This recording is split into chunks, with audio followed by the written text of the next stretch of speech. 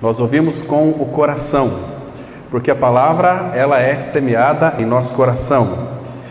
Então o nosso coração tem olhos também.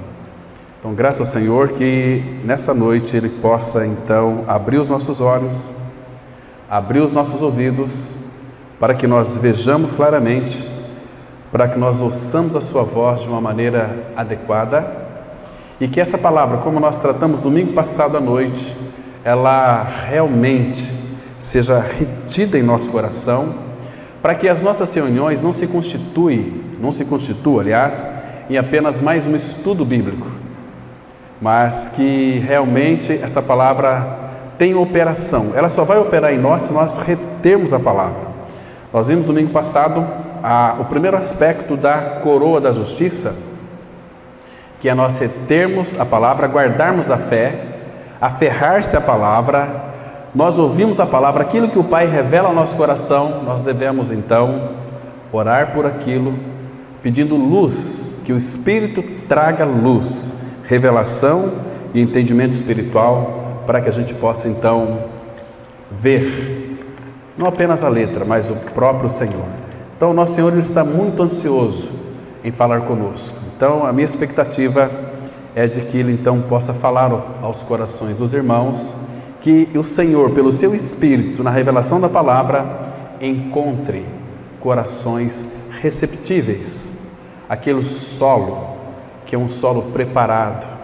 O solo preparado, nós sabemos que é quando nós vamos para o local de reunião da igreja. Então nós temos orado a respeito disto, para que o Pai então fale. Nós devemos ter este anseio em ouvir a voz do Senhor. Como os nossos ouvidos estarão entregues à voz dele, a nossa boca também está entregue na total direção e dependência do Espírito. É dessa maneira que Ele vai falar conosco. Então, irmãos, hoje, com a ajuda do Senhor, nós vamos analisar o segundo aspecto da coroa da justiça, sobre amar a vinda de Cristo. Vamos abrir as nossas Bíblias em nome do Senhor Jesus em 2 Timóteo,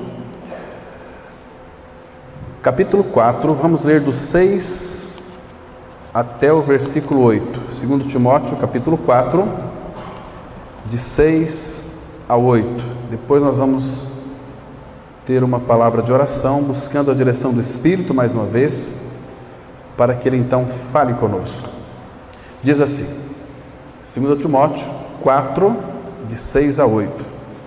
Quanto a mim, estou sendo já oferecido por libação, e o tempo da minha partida é chegado. Combati o bom combate, completei a carreira, guardei a fé. Já agora a coroa da justiça me está guardada, a qual o Senhor, reto juiz, me dará naquele dia, e não somente a mim, mas também a todos quantos amam a sua vinda. Nosso Pai Celestial, rogamos ao Senhor nesta noite que Teu Espírito possua as nossas mentes, os nossos lábios, os nossos ouvidos, e não permita que nas nossas mentes haja qualquer tipo de distração. Pai, o Teu falar é tão doce, Teu falar, ó Pai, é tão gostoso de ouvir, porque a Tua palavra, ela é poderosa. A Tua palavra, ela tem um poder de penetração muito profundo em nosso interior. Ela penetra até o ponto de dividir alma e espírito, juntas e medulas. Ela é apta para discernir os pensamentos e propósitos do coração. Pai, cuida deste ambiente nesta noite. Abençoa as nossas mentes, esvaziando-as de todo tipo de lixo inútil que nós temos armazenado durante essa semana, para que a Tua palavra viva e eficaz, Tua palavra que é límpida, Tua palavra que é provada 7 vezes no fogo, ela tenha seu efeito eficiente e eficaz em nós, trazendo a revelação do nosso amado Senhor. Faça isso em cada um de nós, Pai, por Tua graça, pelo Teu amor, pelo Teu poder. Nos dê sabedoria para falar, sabedoria para ouvir com alegria. Que Cristo seja exaltado e glorificado em nome do Senhor Jesus. Nós oramos. Amém.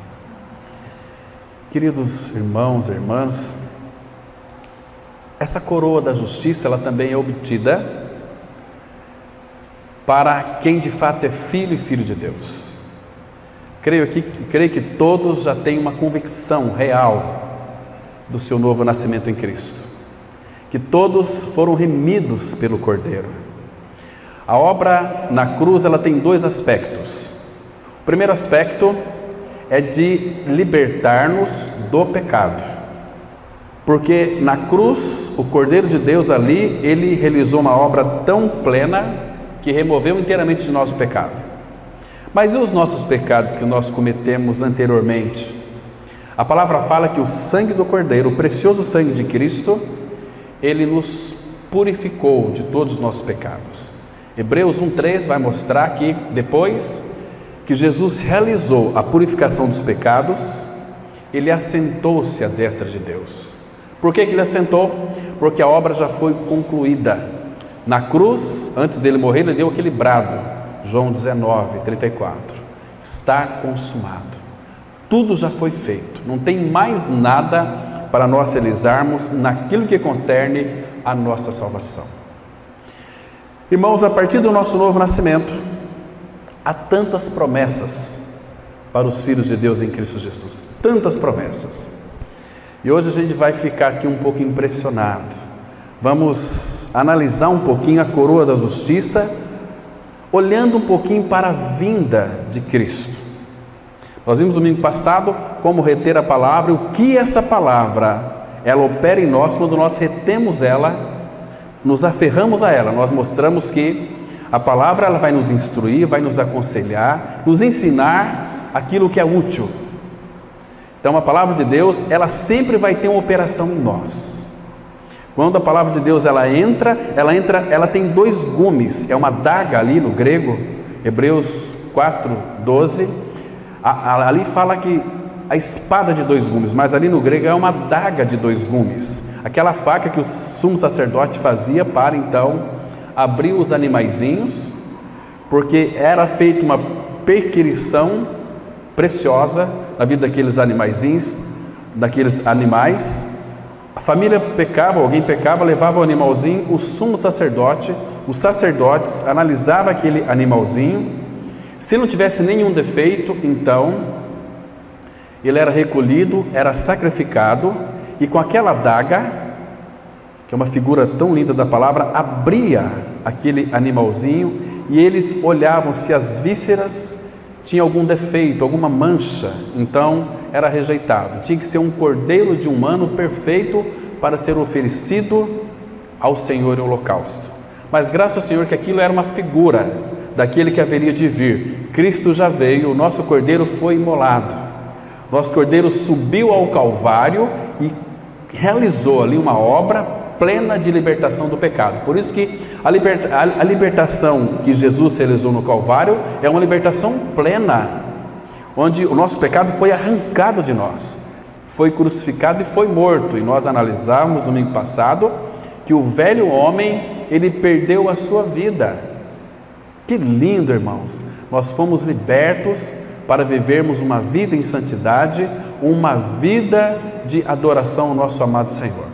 Agora, Ele deseja trabalhar em nós a salvação da alma, porque quando nós nascemos de novo, Filipenses 1:6 diz que aquele que em vós começou uma boa obra, Ele há de completá-la até o dia de Cristo. Então Ele quer salvar a nossa alma, porque, irmãos, existem muitos cristãos que talvez por ignorância espiritual têm muita dificuldade com relação à salvação da alma, confundem alma e espírito. Quando nascemos de novo, o que foi regenerado em nós é o espírito nosso que nascemos morto. É como que se uma mulher gestasse uma criança, a criança nascesse morta. Então, Efésios 2:1 diz que Ele vos deu vida, estando vós mortos em delitos e pecados. Então, quando cremos no Senhor, em nossa inclusão no corpo de Cristo, naquela morte participativa, onde um morreu por todos, logo todos morreram. O Espírito Santo vem habitar em nós, ele conecta no nosso espírito que estava morto e regenera. Mas a nossa alma não foi regenerada. Então, às vezes, quando você tem um ataque aí de nervosismo, você pensa, puxa, como que se eu sou um filho de Deus, posso ser tão nervoso, tão irritado, tão mentiroso, tão mentirosa, tão rabugento, tão ranzinza, tão implicante? A tua alma precisa ser tratada. Agora, a salvação da alma, Ele vai fazer em nós com a nossa ajuda. Ele quer que nós nos rendamos a Ele. Nós vamos então, Ele vai mostrando todo o seu amor, toda a sua graça, toda a sua misericórdia, quão bom nosso Senhor é. Nós vemos que Ele vai nos conduzindo sempre ao arrependimento. A cruz vai operando em nós. Nosso irmão disse aqui na abertura, muito interessante, que Ele vai usar a palavra. Claro que o Espírito vai usar a palavra, vai usar a cruz, vai usar as circunstâncias para trabalhar na nossa alma, porque Ele deseja que nós nos rendamos a Ele. Então, quando Ele conquistar plenamente a nossa alma, nós podemos dizer de uma forma muito concreta: eu entreguei a minha vida a Ele. A minha vida, a nossa vida é a psique, a vida da alma. Quem ama a sua vida, psique, perdê-la-á.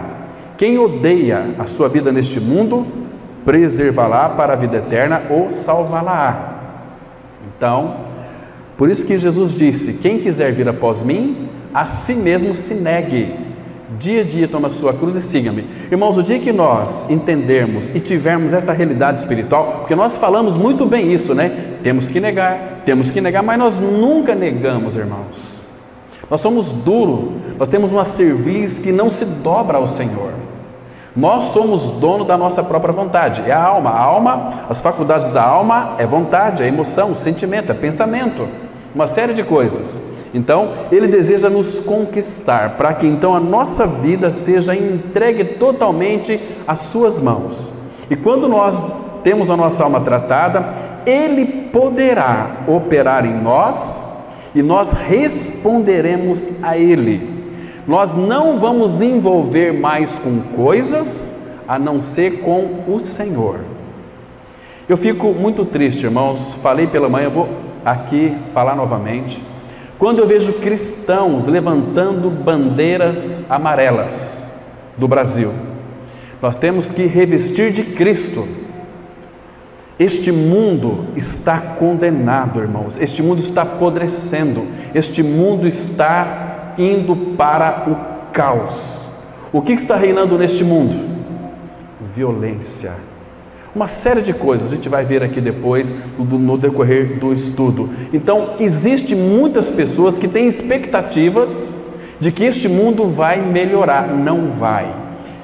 A palavra fala, lá em Timóteo mesmo, se você ver aqui no capítulo 3, 2 Timóteo, versículo 13, olha o que a Bíblia está dizendo, irmãos. Ela diz que, mas os homens perversos, ou ímpios e impostores, irão de mal a pior, enganando e sendo enganados.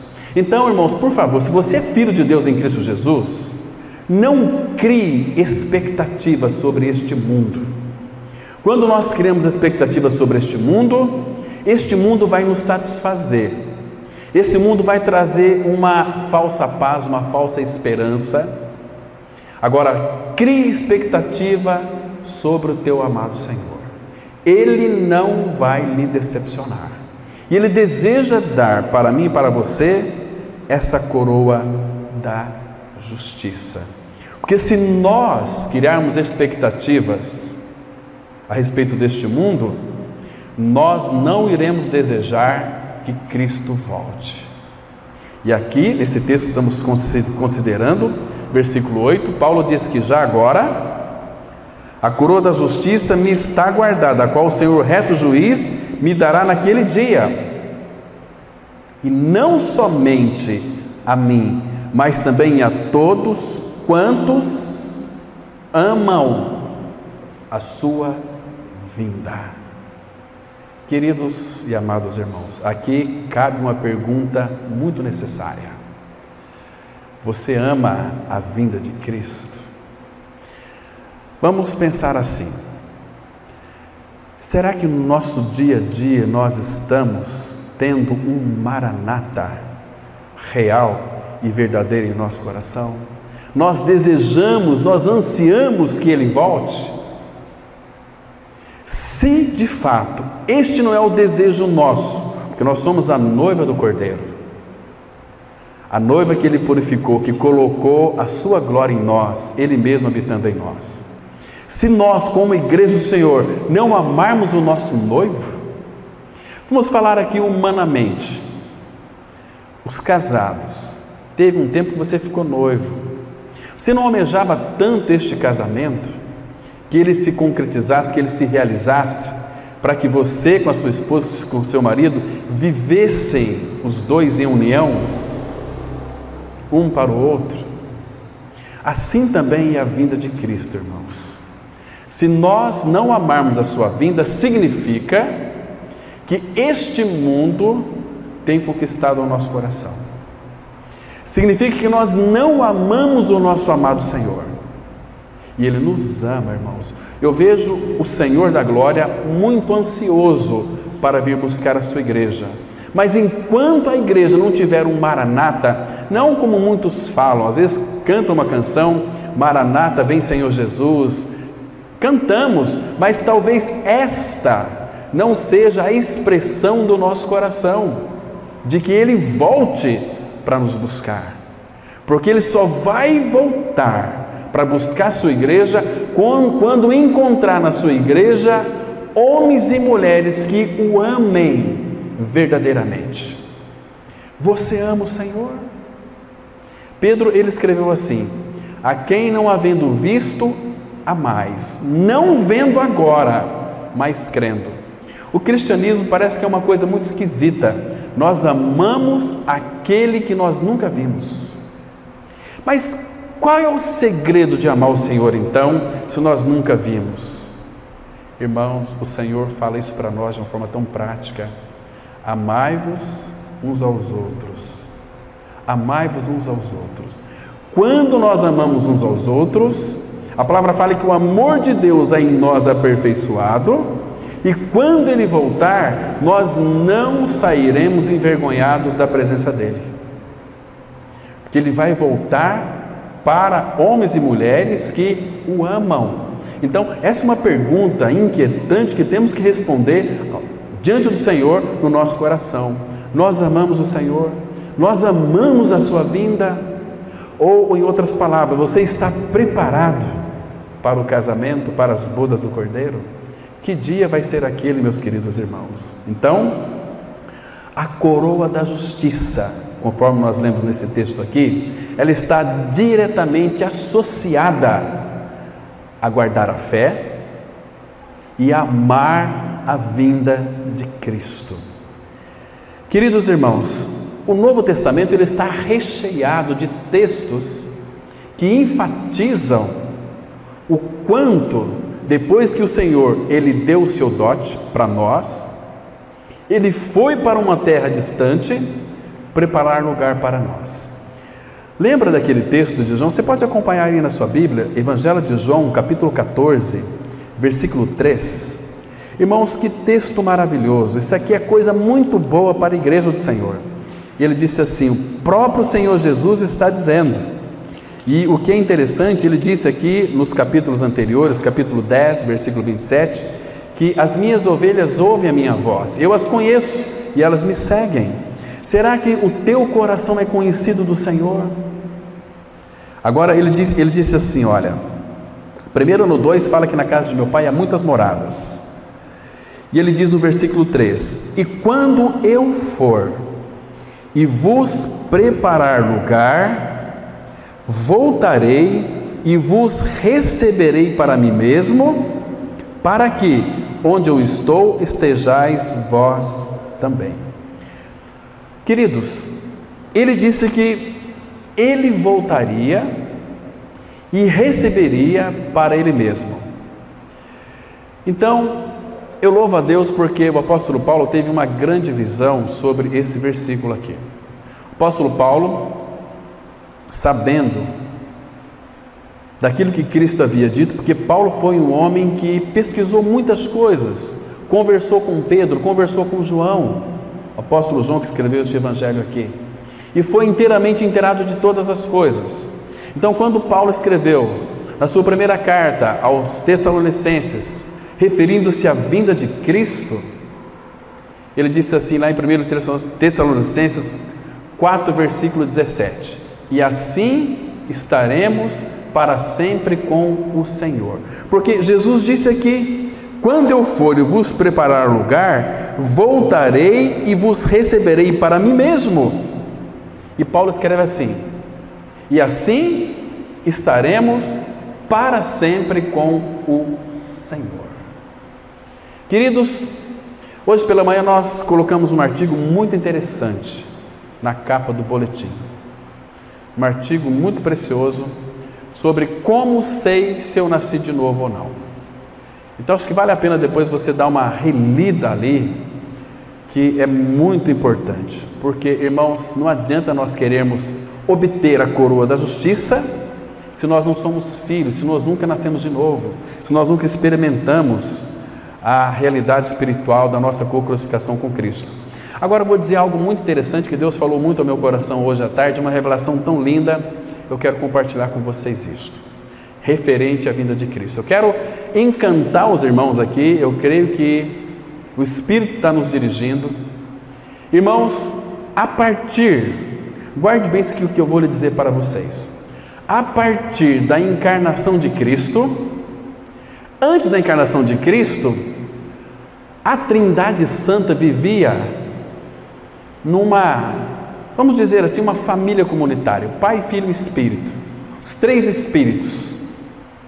Cristo, Espírito, o Pai é Espírito, Deus é Espírito, e o Espírito Santo, todos procedem do Pai, e os três são um. Agora, a palavra fala que quando Deus, naquele conselho eterno, imagina, antes de criar qualquer coisa, o Pai, o Filho e o Espírito estavam todos reunidos, e o Pai queria criar todas as coisas no Filho e para o Filho. Estão me compreendendo? Mas Deus, Ele é onisciente, e Ele sabia que o homem iria cair em pecado, em transgressão. Vocês se lembram aquele texto de Isaías, capítulo 6, quando então Isaías estava prefigurando o Cordeiro, que ele teve uma visão da glória do Senhor, ele viu o Senhor assentado no alto e sublime trono. Interessante, irmãos, que a partir dali, ele se viu totalmente impuro.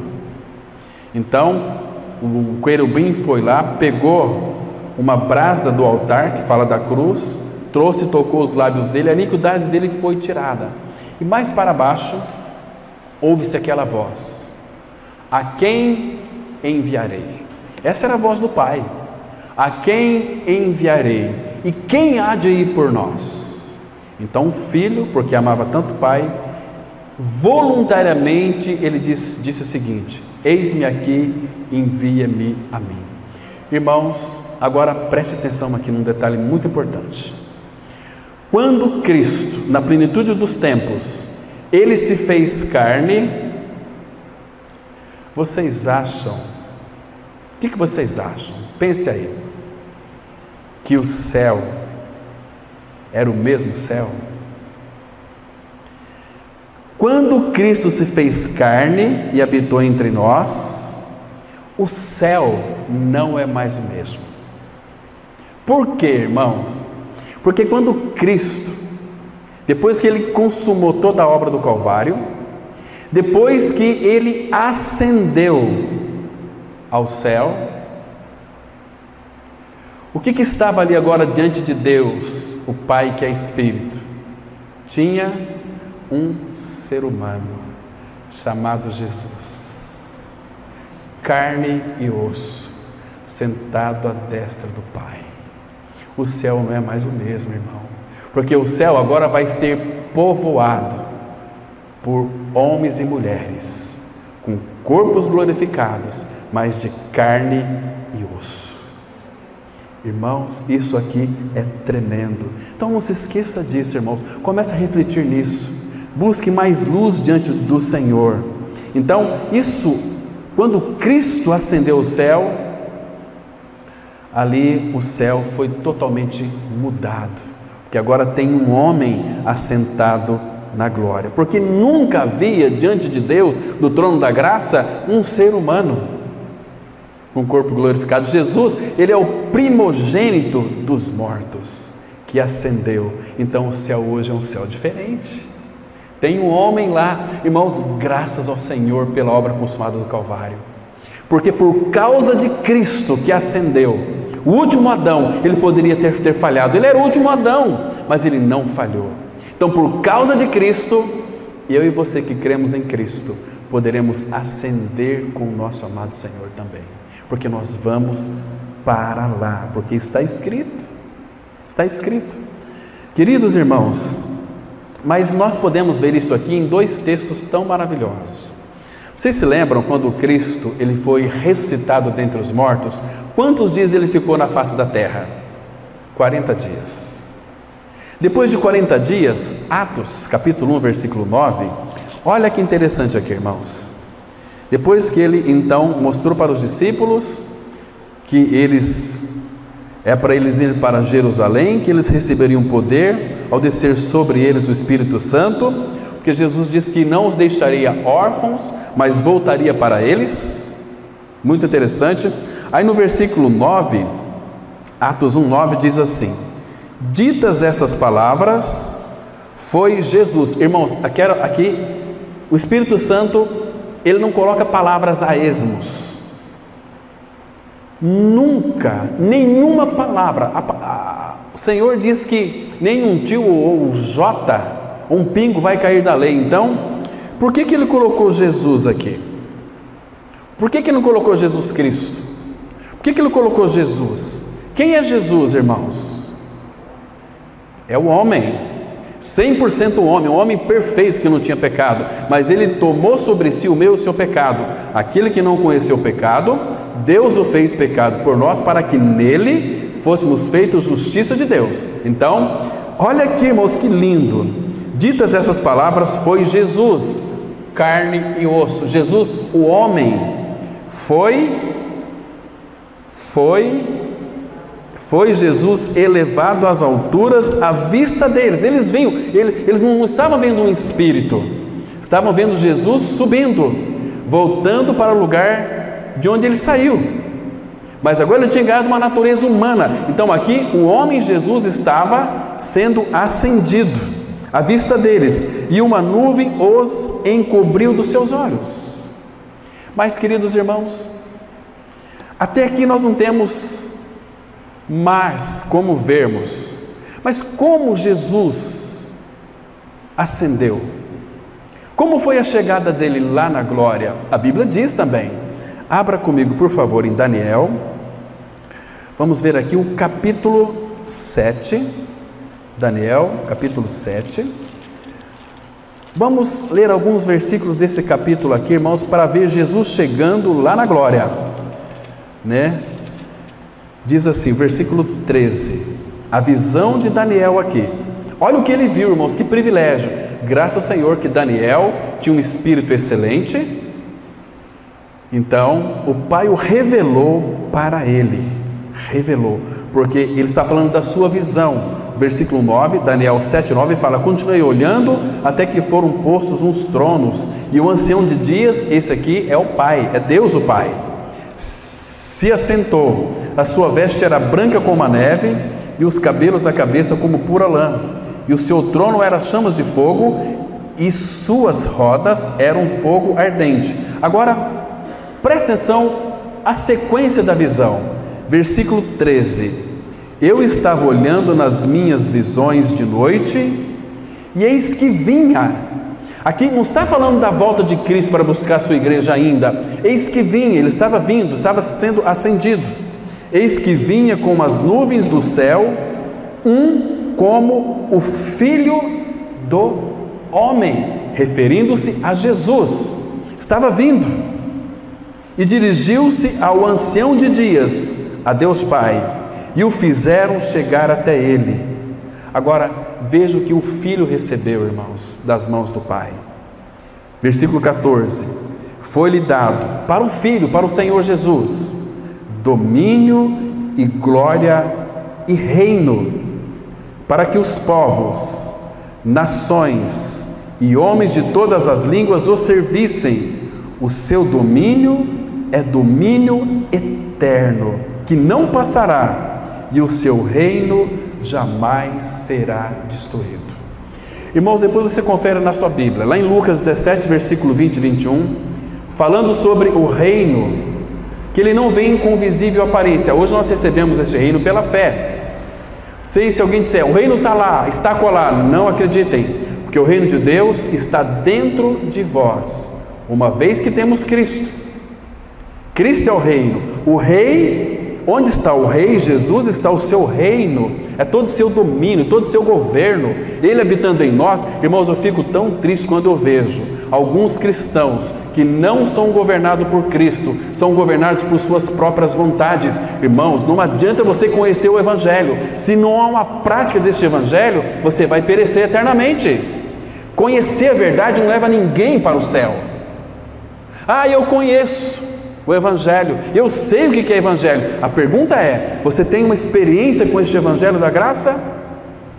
A morte e a ressurreição de Cristo é a sua experiência também? Nele? Se não for, clame por misericórdia, irmãos, porque a palavra de Deus é muito séria. Deus é sério, tem uma palavra séria. Foi dado tudo para ele, e o seu reino, que é eterno, não será destruído. Agora, lembra de Romanos 8, versículo 17, que diz assim: ora, se somos filhos, somos também herdeiros, herdeiros de Deus e co-herdeiros com Cristo. O que Cristo ganhou? Tudo.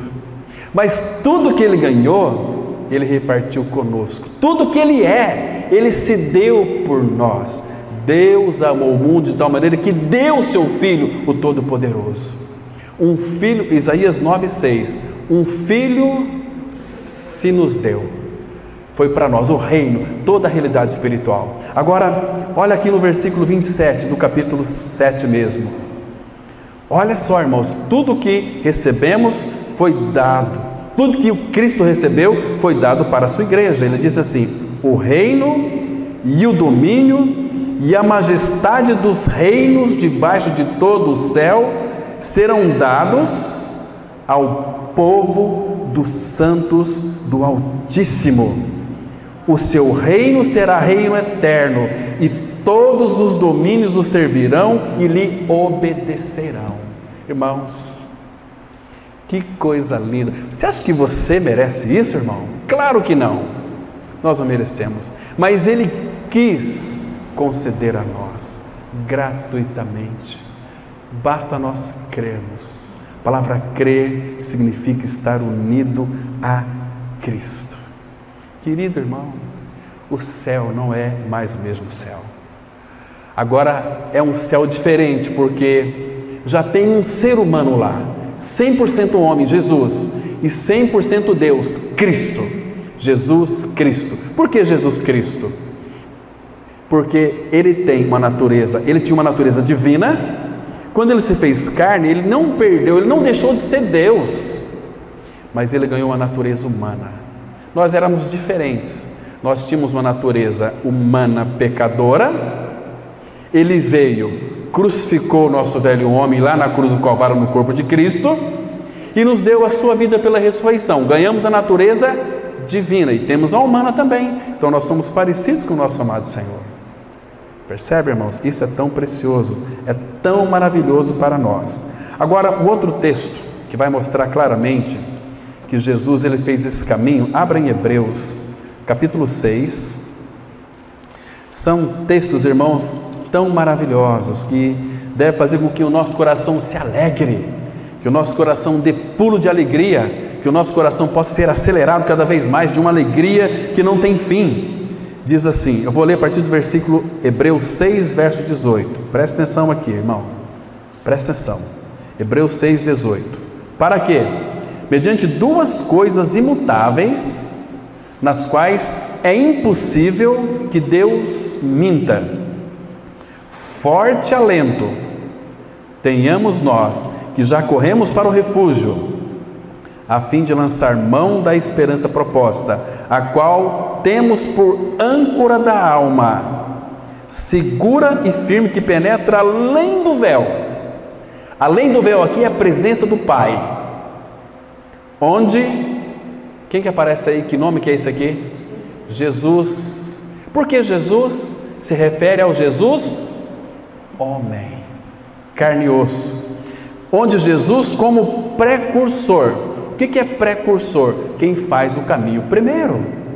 Então Jesus é a primícias do que dorme. Ele é o primogênito dos mortos. Ele era o unigênito do Pai. Agora ele é o primogênito do Pai. Ele é o primeiro gerado.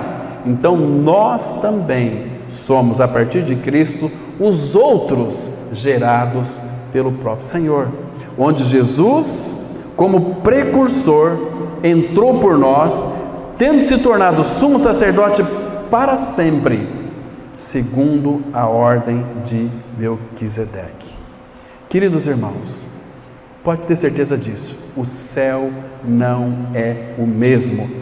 Agora, reflita, quero que você reflita um pouquinho junto comigo, que alguns ajustes são necessários, irmãos. Naqueles domínios, quando milhares de pessoas, seres humanos que creram em Cristo, que serão glorificados, adentrarão na glória do Pai. Claro que vai ter muitos ajustes ali. O que é impressionante é que, quando eu disse para vocês que nós não devemos levantar bandeiras, criar expectativa neste mundo, irmãos. Se alguém amar o mundo, o amor do Pai não está nele. 1 João 5, de 15 a 17, não ameis o mundo, nem as coisas que há no mundo, porque tudo que há no mundo há concupiscência dos olhos, soberba da vida, concupiscência da carne. Não procede de Deus, mas procede do mundo. Não devemos amar aquilo que Deus de fato não ama. Devemos nos envolver não com aquilo com que Deus não está envolvido, irmãos. A gente se envolve em tantas coisas que não tem nada a ver com o Senhor, mas por falta de maturidade espiritual. Percebe? Então, naquele grande dia, saiba eu e você de uma coisa, que Deus ali, Ele vai preparar para mim e para você aqueles templos eternos, onde nós estaremos para sempre com o Senhor, habitando nele mesmo, não sem corpo, mas como seres humanos completos em seus corpos glorificados. Olha que texto lindo aqui, nós encontramos em Filipenses, capítulo 3, versículo 20 e 21. Quando eu disse aqui para nós não criarmos expectativas com relação a este mundo. O apóstolo Paulo, que teve aquela linda visão lá do paraíso, quando ele foi apedrejado, dado como semi-morto, ele foi arrebatado em espírito até o terceiro céu, paraíso, e ouviu palavras inefáveis que não é digno ao homem referir. Mas ali então Paulo agora poderia trazer para nós, mostrar para nós das experiências que ele teve. E uma das experiências que ele teve, por revelação, Filipenses 3, 20, 21 e 4, 1, que diz assim: pois a nossa pátria, a nossa cidade, o nosso país está nos céus. A nossa, por que nossa? Minha e sua. Por que nossa? De Paulo e de todos aqueles que creram na sua morte e ressurreição com Cristo, estão sendo aperfeiçoados hoje. A nossa pátria está nos céus, de onde também aguardamos o Salvador, o Senhor Jesus Cristo, o qual transformará o nosso corpo de humilhação para ser igual ao corpo da sua glória, segundo a eficácia do poder que Ele tem de até subordinar a si todas as coisas. E 4.1 diz assim, portanto, desses dois versículos: portanto, meus irmãos, amados e muito saudosos, minha alegria e coroa, sim, amados, permanecei deste modo firmes na igreja, palavra da cruz. Não, firmes no pastor, não, firmes no Senhor, vivendo como igreja. Queridos, nossa pátria não é aqui, está lá nos céus, de onde aguardamos. Paulo recebeu aquela coroa porque ele aguardava a volta de Cristo. Aqueles irmãos do passado aguardavam a volta de Cristo do primeiro século. Passou-se 2 anos, imagina como está o coração do nosso Senhor hoje, ansiando pela sua igreja, mas a igreja se tornou uma igreja prostituta, não uma igreja virgem do Senhor, uma igreja que virou as costas para o Cordeiro. Estão fazendo seus cultos a seu bel prazer, essas adorações que não tem nada a ver, gritos, barulhos. Como vai ouvir a voz do Espírito, a voz de Deus?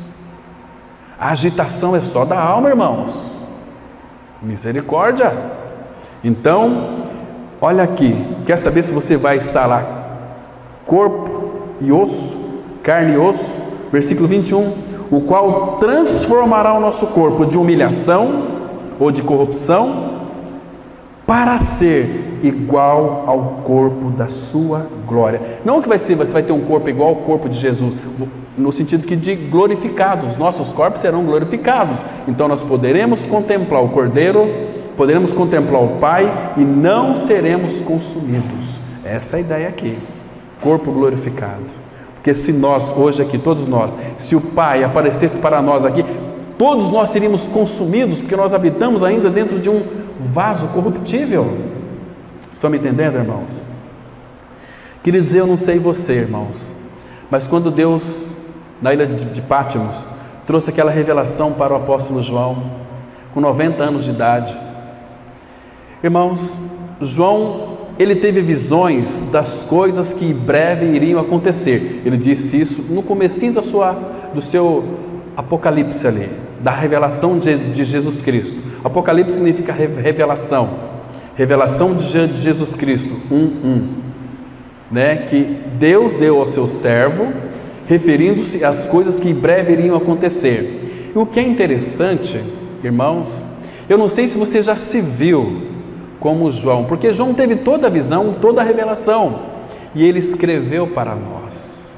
Teve muitas coisas que não tinha como nós sabermos, porque embora João teve o privilégio de ver, abra, por exemplo, Apocalipse capítulo 10, versículo 4.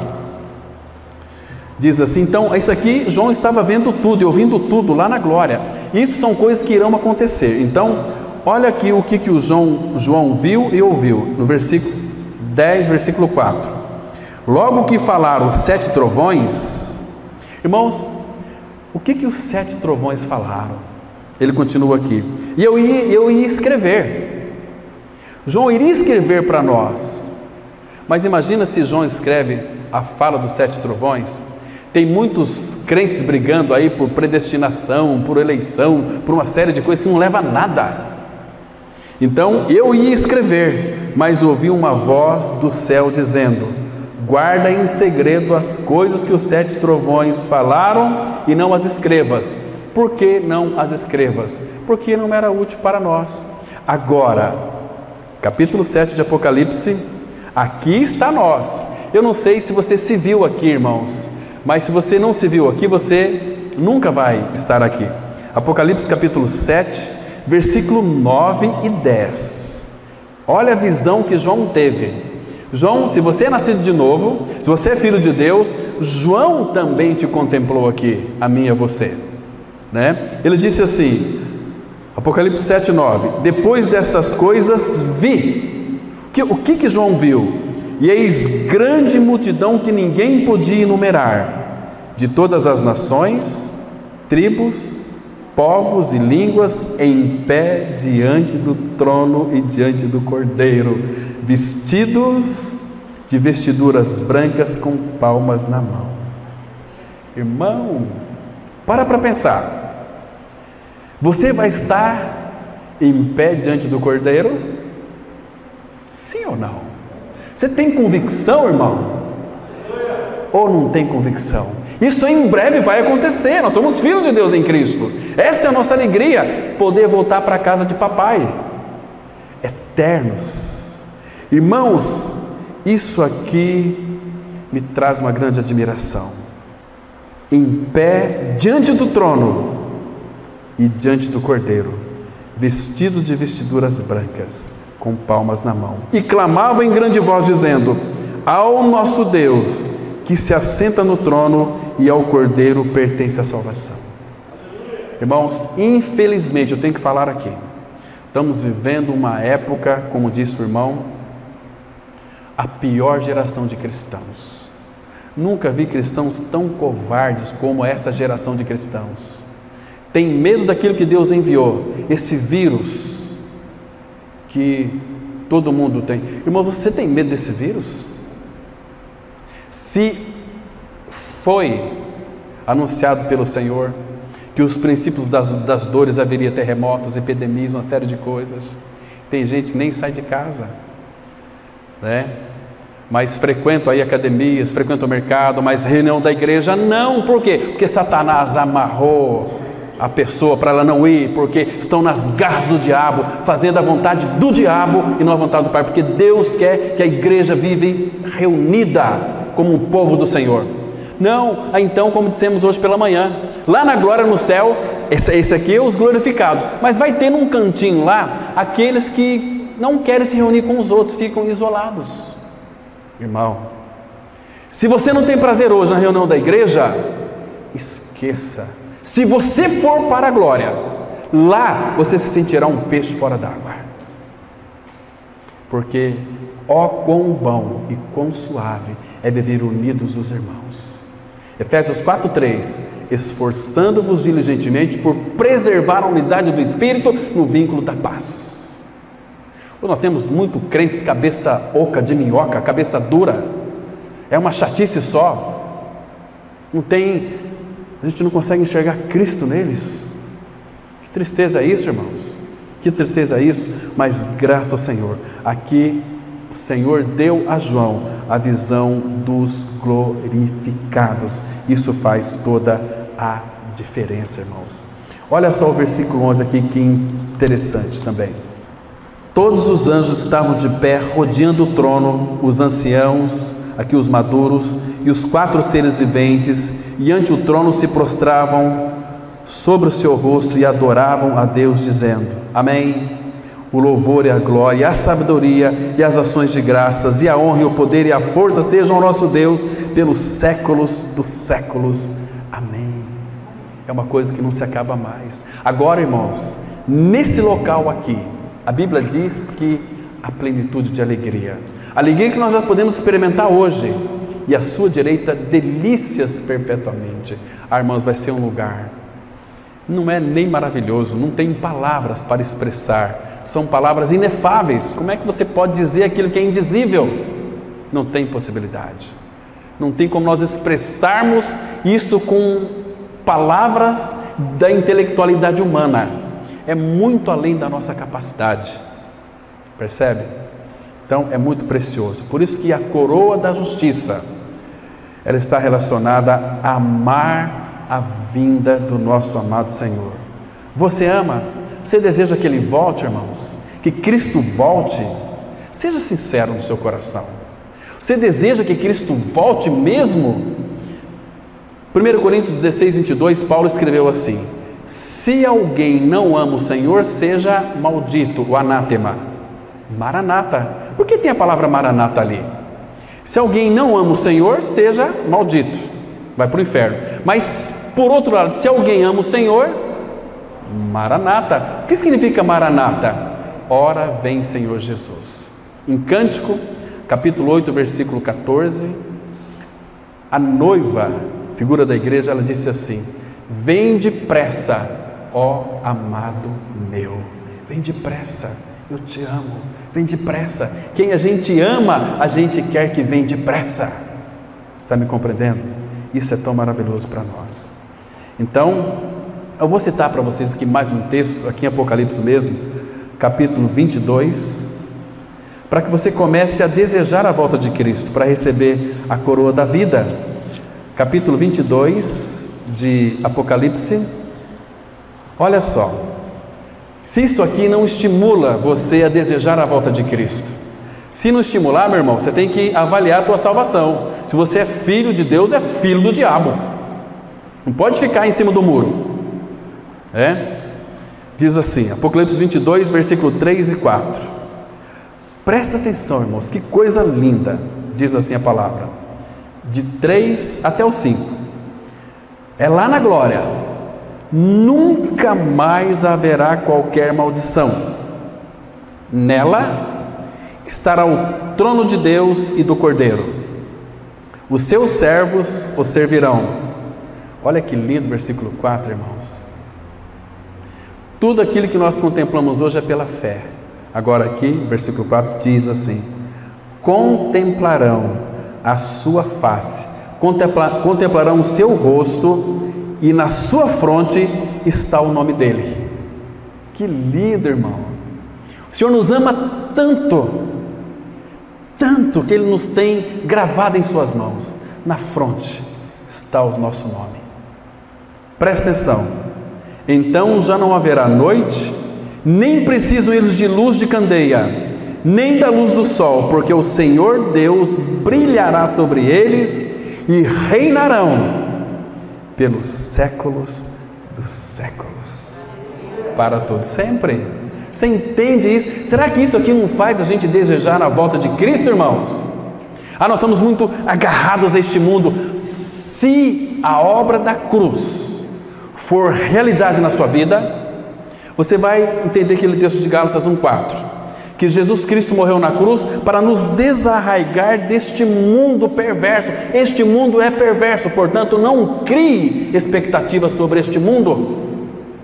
Pessoas trabalham, se dedicam a mamão para este mundo. Então não podeis servir a dois senhores. Se é a riqueza, vai servir as riquezas. Se é o Senhor, se dedique ao Senhor, mas não fique aí com o pé em duas canoas. Isso é tão importante, irmãos. Agora, a Bíblia diz que a vinda dele está próxima. Tiago capítulo 5, versículo 9, a palavra fala que o juiz está às portas. Lá em Cantares, a palavra fala, a noiva dizendo que o meu amado está com a mão na maçaneta da porta, para voltar para nos buscar. Irmãos, coloque tua barba de molho. Não brinque com esse assunto aqui. Irmãos, quais serão os sinais da segunda vinda de Cristo a este mundo? O primeiro sinal para a igreja é esse aqui. É quando nós amamos o Senhor, vamos amar uns aos outros, vamos crescer em santidade e maturidade. Nós vamos estar aguardando e apressando a volta dele, vivendo em união, respondendo ao Senhor. Agora, para o mundo está muito claro, o Senhor previu isto, lá em Mateus capítulo 24. Mateus 24, ali você vai ver muitas coisas, não vou ler o texto, mas diz que haveria fomes, são sinais da volta de Cristo. Fomes, me ajudem, terremotos, o que mais que estava escrito lá? Rumores de guerra, filhos se levantando contra seus progenitores e matando-os, e vice-versa, violência, se levantaria nação contra nação, se levantaria falsos profetas. O que mais, irmãos? Com pregações motivacionais, pregações animadas, que você vai conseguir, que você é um vencedor, que você é isso. Queridos, isso aqui é diabólico. São pregações almáticas, onde anula a centralidade de Cristo e a cruz. Paulo disse assim, 1 Coríntios 1, versículo 17: não me enviou Cristo para batizar, mas para pregar o Evangelho, não em sabedoria de palavras, para que não se anule a cruz de Cristo. Hoje Cristo, o dono da igreja, está sendo esquecido nos púlpitos. Pregação é: Deus vai te fazer um vitorioso, Deus vai te fazer, Deus, e Jesus disse: eu sou o caminho, a verdade e a vida, ninguém vem ao Pai senão por mim. Como é que nós vamos ficar? Epidemias. Então, Ele está às portas. A volta de Cristo ela é iminente, irmãos. O Senhor está fazendo um movimento de amor para com o seu povo, separando o seu povo. E, pelo menos a nível de Brasil, tem tido conhecimento que Deus tem tirado as pessoas das denominações e reunidos como igreja e anunciado a eles a Cristo somente. E eles estão respondendo ao Senhor. Está muito próximo a volta de Cristo, irmãos, muito próximo, e Jesus não vai voltar para quem não tem um maranata verdadeiro no seu coração. Abra comigo em Hebreus capítulo 9, vamos ler aqui 2 versículos, Hebreus 9, vamos ler aqui o versículo 27 e 28, Hebreus 9, verso 27 e 28, que diz assim a palavra. Olha o 27, muito sério isso aqui, irmão. E assim como aos homens está ordenado morrerem uma só vez, vindo depois disto o juízo, o julgamento. Agora, olha o 28, agora. Assim também Cristo, tendo se oferecido uma vez para sempre para tirar os pecados de muitos, aparecerá segunda vez sem pecado. Para quem? Aos que o aguardam para salvação. Então, não se esqueça, Paulo ele disse assim no fim da sua vida: combati o bom combate, guardei a fé. Já agora a coroa da justiça me está guardada, a qual o Senhor, reto juiz, me dará naquele dia, não somente a mim, mas também a todos que amam a sua vinda. Amém. Vamos ter uma palavra de oração. Bendito Pai, Tu és tão maravilhoso, tão gracioso. O Senhor tem, ó Pai, nos preparado para a volta do Senhor. Prepara o nosso coração, Pai. Oh Pai, coloque este anseio no nosso coração. Teu amor foi derramado em nosso coração pelo Teu Espírito, para amarmos a Ti e também amarmos nossos irmãos. Nos ajude, Pai. Conquista os nossos corações para Ti mesmo, para que tenhamos um coração conquistado só Teu. Nós somos a Tua noiva. Ah, Pai, coloque este anseio, como Cristo anseia pela Sua igreja, para que Ele volte. Oh, Pai, muito obrigado, porque enquanto o Senhor não voltar, enquanto Cristo não voltar, nós estaremos aqui ansiosamente aguardando a Sua volta. Enquanto estamos aguardando a Sua volta, nós queremos, ó Pai, ler a respeito daquilo que Tu tens mostrado para nós na Sua palavra. Não sabemos quanto tempo teremos ainda, mas o Senhor tem o controle de todas as coisas e sabe o momento certo. E sabemos que o Senhor não fará coisa alguma sem antes revelar aos Seus santos profetas, a todos os Seus filhos e filhas, pelo Teu Espírito na revelação da Tua palavra. Ó Pai, muito obrigado, porque até aqui o Senhor tem nos sustentado. Em nome do Senhor Jesus oramos. Amém.